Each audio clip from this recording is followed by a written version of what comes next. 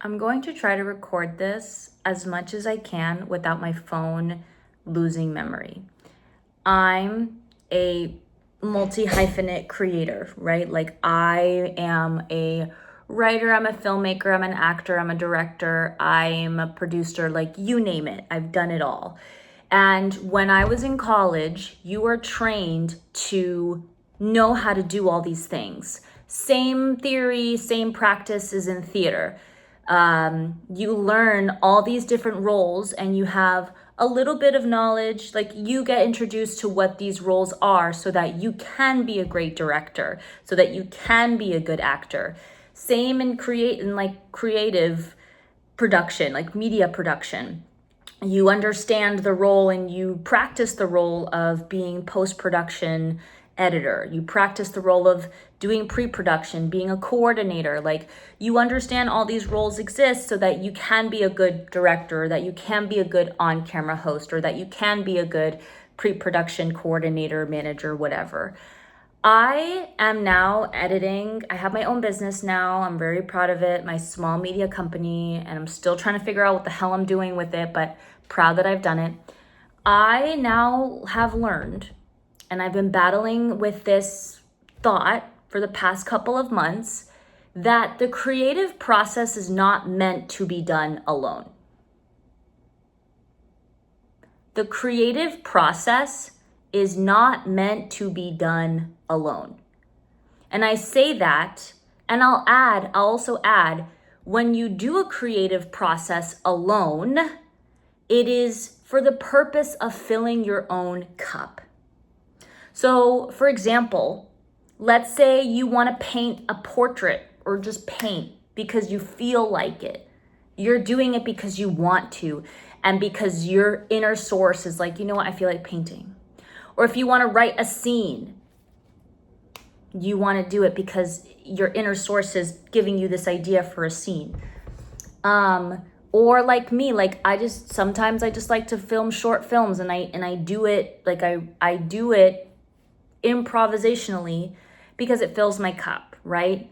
The moment you want to bring that creative project to have it grow bigger than where you just filled your own cup, like if you're saying like, wow, I want more water, and you're out of water, guess where you're gonna either go to the market and buy and go get water, hire other people to help you, or you ask your neighbor, hey, can I use some water? Can I have some water? Do you mind sharing some of your water? We don't ask people for sugar anymore. We don't go to next door and say like, hey, ask the neighbor for some sugar. We don't do that anymore. What I'm trying to say is that creative process, the moment where you want to go beyond filling your cup and you want to release it out there and you want it to be bigger than what you've just created, you must ask for help. And I say this as somebody who is toxically independent. Like I am the definition of toxic positivity independence. I think that I can do a lot of these things on my own, and I have been doing these things on my own, and I have been incredibly exhausted because of it. And I am at the point now where I'm wondering why I can't finish anything, why I'm not excited, right?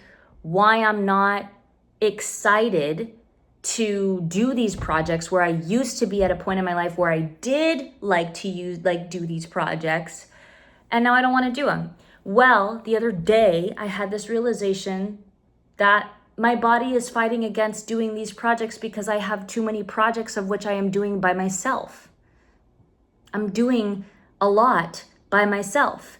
And this hyper independence of doing things by myself has not only affected me creatively, but has also affected me in other ways in my life too. The reason why this comes up is because I'm editing something for a friend of mine. This is purely for volunteer purposes. She just needed help editing down something that she recorded. And I'm enjoying it. And that's crazy to me because when I was at my last corporate job, I hated post-production. When I was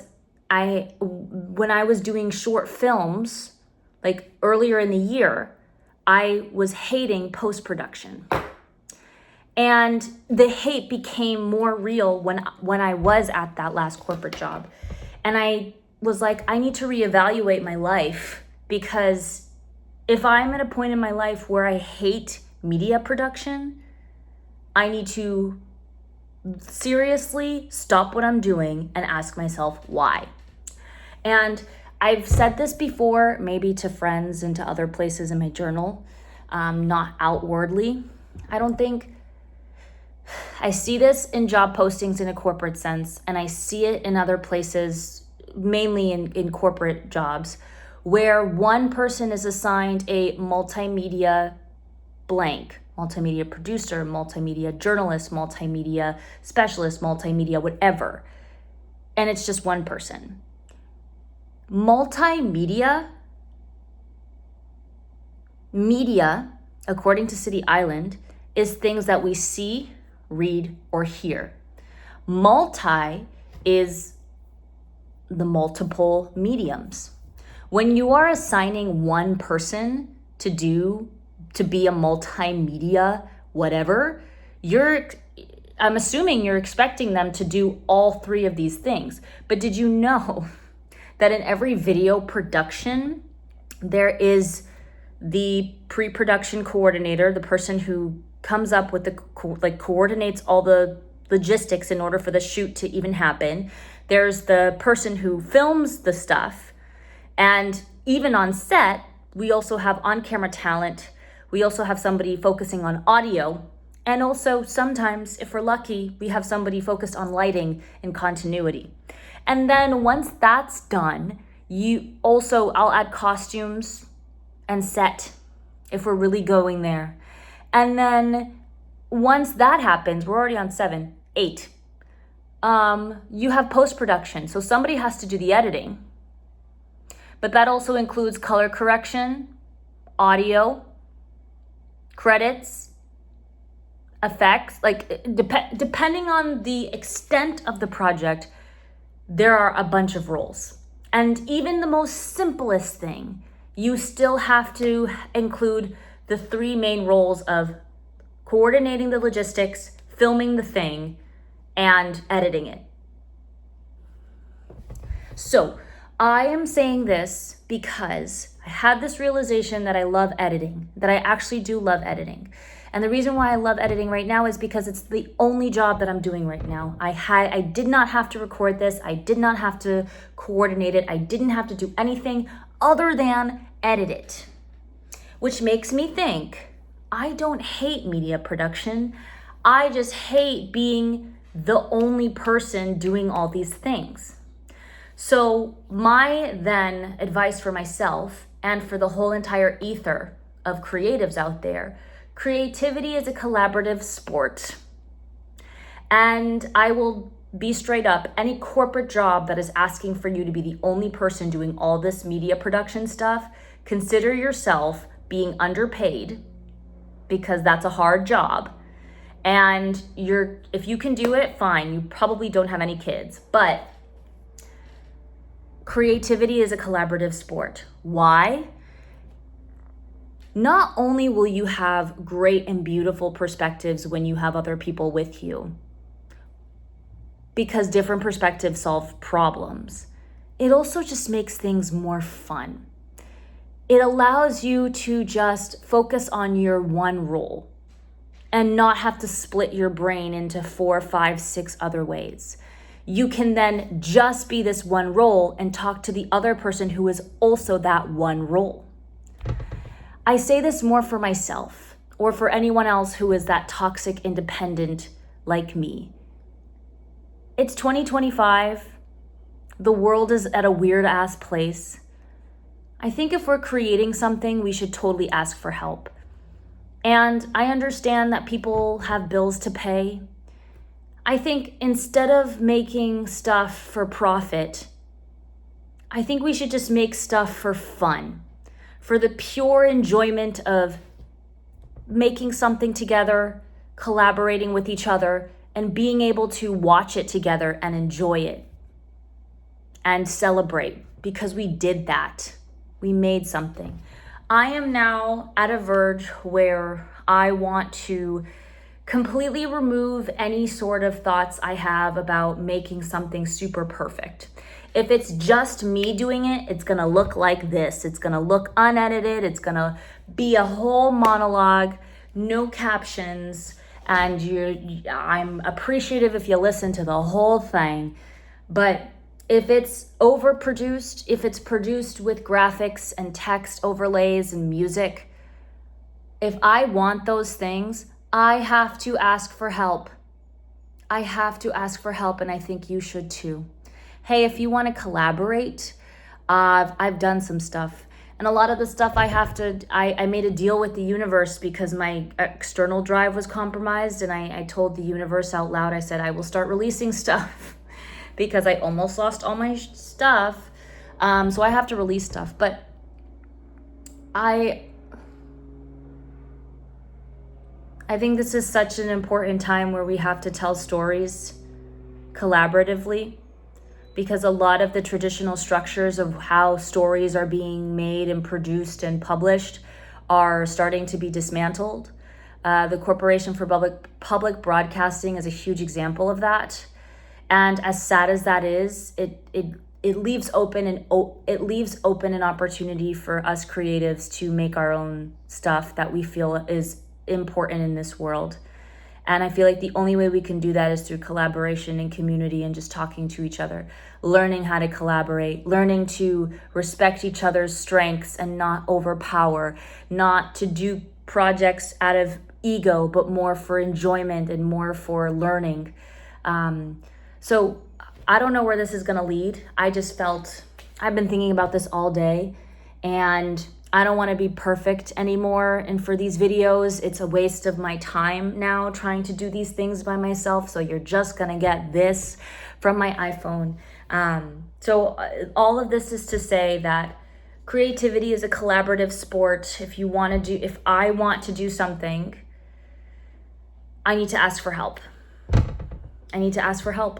And that, I guess that goes for anything, but mainly it's for creative stuff. If I want to direct something, I sure as hell need to find someone to film it, and I sure as hell need to find someone to edit it. If I want to edit something, I need to find somebody to direct it and film it. If I want to film something, I need to find the director, and I need to find that. You know what I'm saying? Like, I think I started doing the NPR Project Blueprint, and there's a section where you have to identify all the roles that you need. And NPR says it best. I don't even know where that page is. I think this is where I'm gonna leave this. Right here on page 9. Who is on the project team and what are their roles? Who are your stakeholders? Who are your supporters? Consider who will own each part of the project and revisit. So you have to write all the roles of your project. Anything storytelling, write all the roles that you need. So and the same goes for theater. You have to do the same for theater. And I'm comparing this to theater because in theater, if you want to direct a play, you go and find your cast. You go and find your dramaturg, your set designer, your stage manager. If you're doing fringe theater and you're the director, you just got to find someone to be your stage manager. You just got to find someone to do costumes, and then find your actors, and then find your space. And people do it for the love of theater. There's the urgency there. So again, this is mainly for me, but I felt compelled to put it out there into the world, in the YouTube world, that creativity is a collaborative sport.